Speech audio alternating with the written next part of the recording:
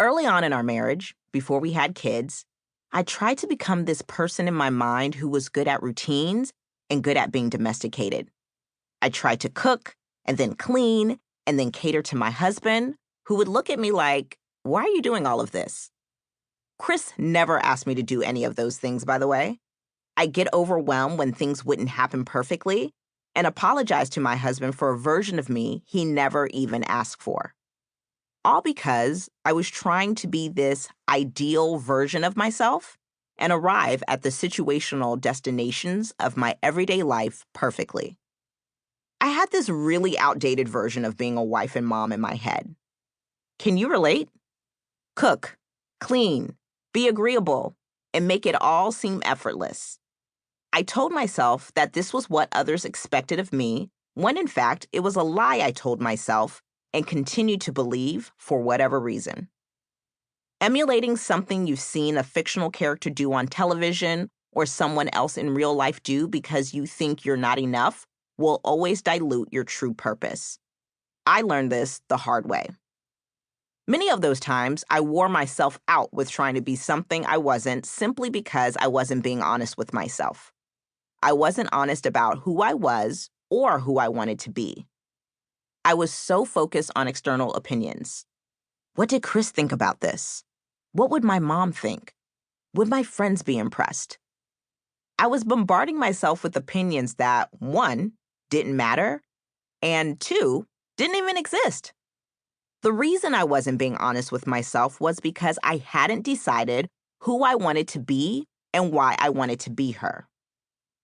Oftentimes, when you don't know what you want or why you want it, it's easier to simply try and please others, so if you come up short, you can put it on them and their expectations.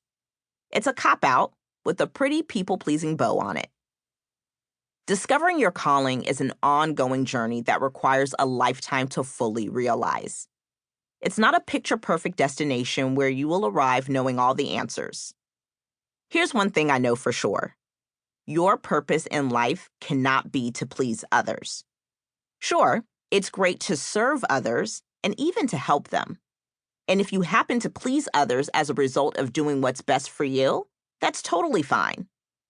But when pleasing people becomes the sole pursuit of how you live your day-to-day life, it will always be disappointing. If I'm going to please anyone besides myself, I aim to please God with how I take care of myself, treat others, and live my life. I think it's the least I can do since He created me, and He means the most to me. That requires me to deliberately say yes or no to certain things. It's not always easy, but what makes your purpose clear is deciding your why. Envision your life with purpose. Your purpose is your why. It's the foundation of the decisions you make, the actions you take, and the life you lead. It's the core of why you say yes or no. It's your internal GPS. It gives your life direction. Many people are so focused on speed in life but are headed nowhere, and it has nothing to do with their being a nobody. It's just that they have no direction.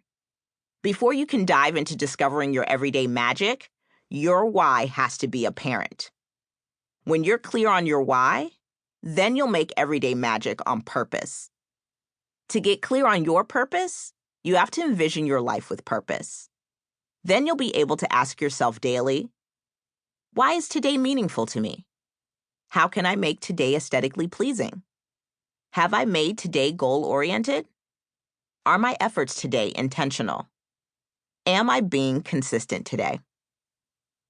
Not only will you be able to answer those questions clearly, but the answers will matter to you, and you'll know what you'll give your time to. What leads to our being overwhelmed in our everyday lives is doing a bunch of things that take up a lot of our time, but that have no purpose in our lives. If your everyday life is a painting, everyday magic is the paint, and your why is the canvas. This is why the days you lose sight of your canvas, your why, and are just throwing around paint, your magic, turns out to be nothing but a mess, no matter how well you try to throw the paint.